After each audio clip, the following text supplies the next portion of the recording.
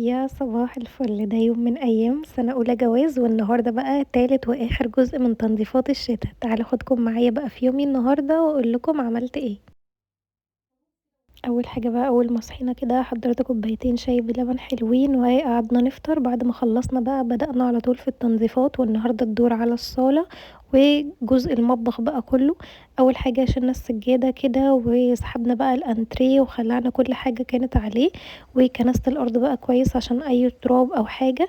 بعد كده بقى مسحنا الأرض بغطا معقم ومعطر، ومسحت بقى التراب كمان بفوطة التراب دي من جرين واي. مسحت بقى السفرة كلها من التراب، وكانت بصراحة بتسهل عليا جدا لان انا محتاجتش بقى ارش ملمع ولا اي حاجة خالص. بريك بقى كده سريع ونعمل بقى كوباية قهوة حلوة كده. وطبعا التنظيفات دي بتنزل لكم في دقيقة او 3 دقايق، بس هي مش بتبقى كده خالص، هي بتاخد اليوم كله حرفيا.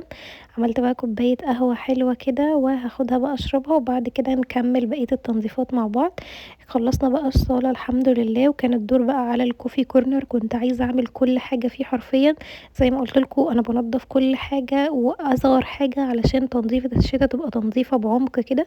فخدت كل حاجة بقى الفناجيل وكل حاجة مسحتها في الكوفي كورنر، والرفوف وكل حاجة كنت بنزلها من مكانها وامسحها، ومسحت الكوفي كورنر كويس ورجعت كل حاجة مكانها، والحمد لله بقى نظيف وزي الفل.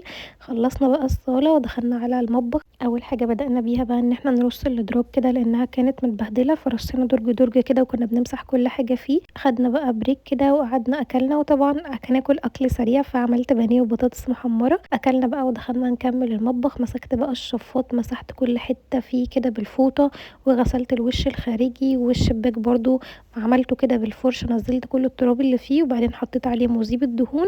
وبقيت امسح بقى اي حاجة عليه عشان لو في بقع دهون او حاجة بالسلكة كده. بقى لمعت كل الحنفيات حتى الحمام كمان، لمعت بقى الحنفية والدش وكل حاجة فيه.